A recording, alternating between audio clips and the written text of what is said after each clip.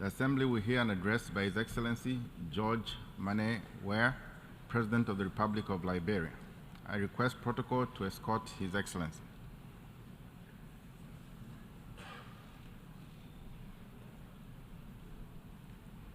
On behalf of the General Assembly, I have the honor to welcome His Excellency George Weah, President of the Republic of Liberia, and invite him to address the Assembly. Your Excellency.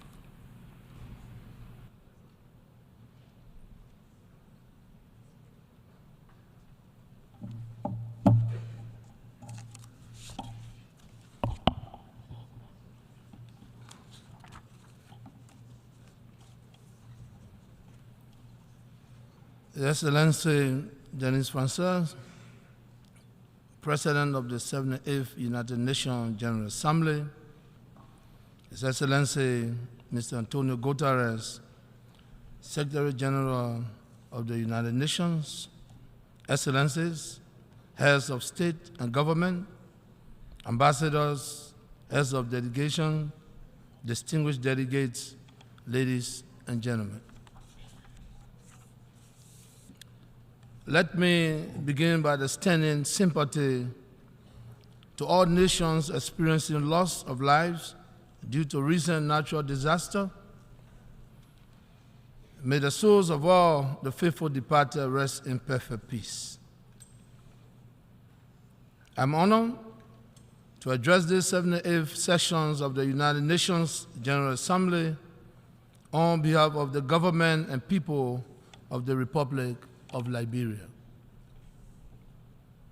I congratulate His Excellency Mr. Denis Francois on his elections as President of the 78 sections of the United Nations General Assembly, trusting that he will bring his word of experience to bear on the works of this august assembly. I wish to assure him of my delegation's further support as he steers the works of this assembly successfully in fulfillment of the expectation and confident repose in him. Let me use the occasion to congratulate your predecessor, His Excellency Saba Korosi, for the capable manner in which he administered the affairs of the 77th session of this General Assembly. Let me also commend His Excellency, Mr. Antonio Guterres, Secretary General of the United Nations, for the astute manner in which he continues to administer the affairs of the United Nations in these difficult and challenging times. His foresight, commitment, and dedication have kept the United Nations firmly on course. Mr. President, Excellencies, distinguished delegates, we have convened at a time when the world is faced with many challenges: security, social, economic, political, and natural disaster. We must exert our collective efforts to confront these challenges with a view of resolving them in order to have a safer, secure, and prosperous future. We must continue to promote global solidarity and rebuild trust in accelerating progress on the Sustainable Development Goals, the SDGs. The SDGs, by design, require bilateral and multilateral collaborations to achieve the result we seek. The theme of this year's debate, rebuilding trust, reuniting global solidarity, accelerating actions on the 2030 Agenda and its SDGs towards peace, prosperity, progress, and sustainability for all, adequately captured our current global demands.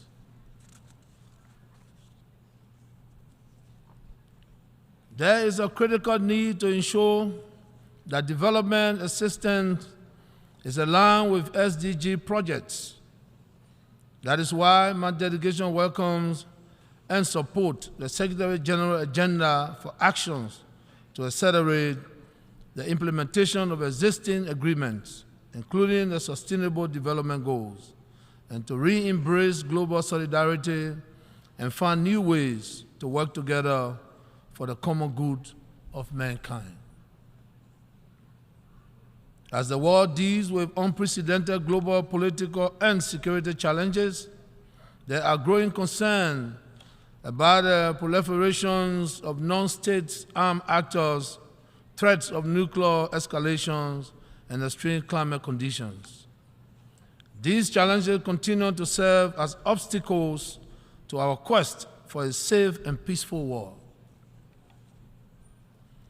Reaching the 2030 vision is to ensure that the journey is secure through accountability and mutual understanding.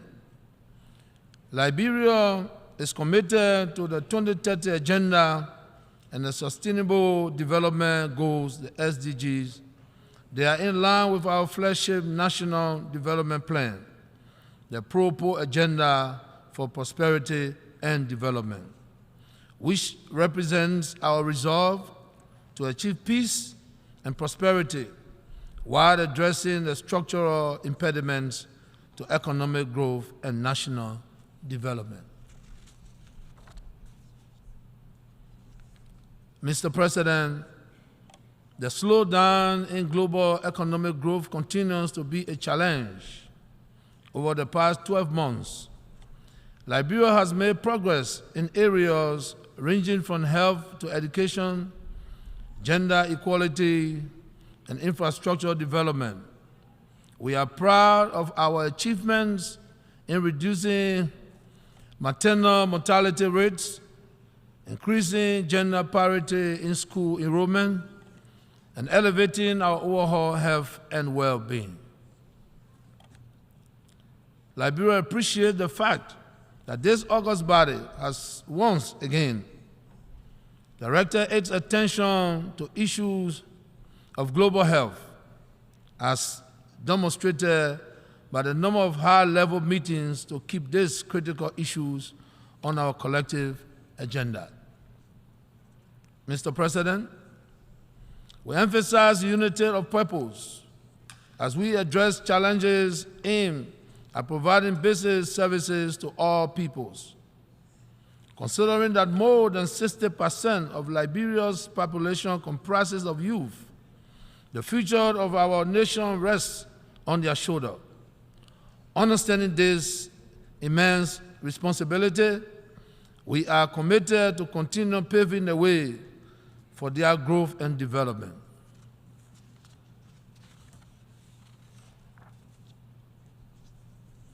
Being cognizant that structural transformation drives prosperity, we are focused on infrastructure development with roads and energy playing a critical part. Thanks to the support of our many partners, we remain unwavering in our commitment to explore means to further the implementations of the Sustainable Development Goals as it represents the roadmap towards prosperity.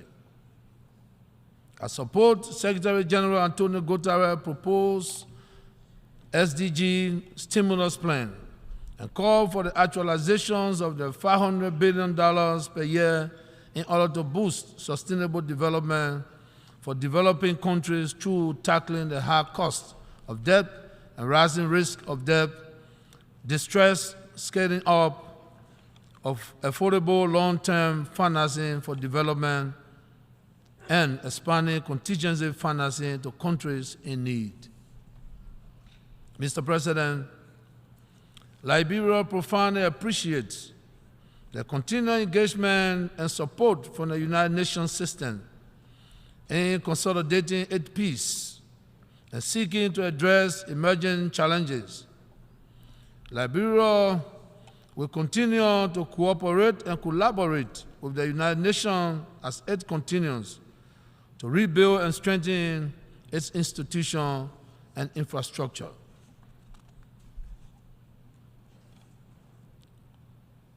Five years ago, on the occasion of my first address to this August Assembly, we informed you of a peaceful democratic transition that had just taken place in Liberia.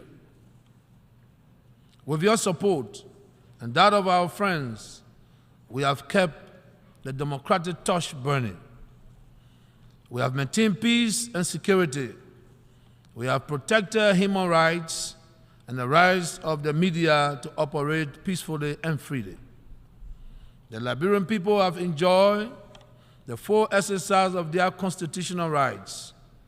The country is well on course of consolidating its democratic credentials. I'm pleased to inform you again that in a few weeks, Liberia will go to the polls in keeping with the Liberian Constitution to vote in our scheduled presidential and legislative elections. The October polls will mark the fourth peaceful general elections in Liberia since the end of the Civil War in 2003. This 78th session is taking place at a time when my country is preparing for the first election since the withdrawal of the UN peacekeeping presence from Liberia. The October 10 election is an opportunity to sustain the gains made in our reconstruction and development processes. Mr. President, Excellency, distinguished ladies and gentlemen, the government of Liberia has taken all necessary measures to ensure a free, fair, transparent, peaceful, inclusive, and credible elections. The National Election Commission has been strengthened to ensure that it operates without undue influence.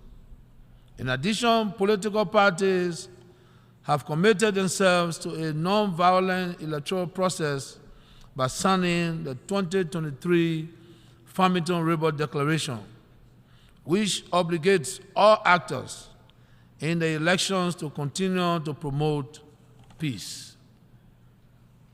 As a strong believer in democracy, let me reiterate my call for the respect of constitutional governance and respect for the will of the people. While addressing the issues of elections and democracy, permit me to congratulate all democratically elected leaders around the world. Mr. President, our world is also under threat from natural calamities as seen with extreme climate conditions globally. It is therefore our collective responsibility to urgently prioritize addressing the climate crisis as we strive to reach a target of 64% reduction in carbon emission. There remains a need to prioritize support to countries, including Liberia, that have the capacity to use its biodiversity in building resilience against the changing climate.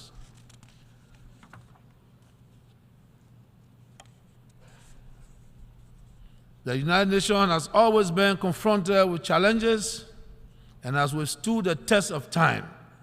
Hence, this too will come to pass. I wish to thank the Secretary General for his new agenda for peace. Liberia is in solidarity with these bold steps needed to address the triple crisis of disruption, biodiversity loss, and pollution destroying our planet. Liberia is hopeful that concrete global actions toward the attainment of the goals of the common agenda will be achieved. Liberia's journey is best captured in the spirit of unity, resilience, and ambition. Together, through collaborations and shared purpose, we can and must shape a world that uphold the rights and dignity of every individual. In alliance with our United Nations family, Liberia remains resolute in its commitment. We pledge to protect our planet, promote peace, and prevent conflict. We vow to ensure sustainable financing and amplify our partnership, reflecting our shared determination for a brighter future. We must also accept that this can only be achieved through collaboration between and among governments, non-government stakeholders, and other partners, which will guarantee transparency, accountability, good governance, and the inclusion of all citizens in the decision-making process.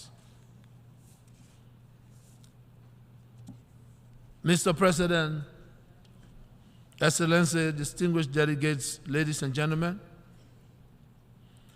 let us remind ourselves that our collective strength lies in unity. Together, we can overcome any challenge, rebuild trust, promote peace, religious tolerance, uphold tenets of democracy, the rule of law, support women participation, encourage diplomacy, and strengthen global solidarity. I thank you. On behalf of the Assembly, I wish to thank the President of the Republic of Liberia for the statement just made, and I request protocol to escort His Excellency.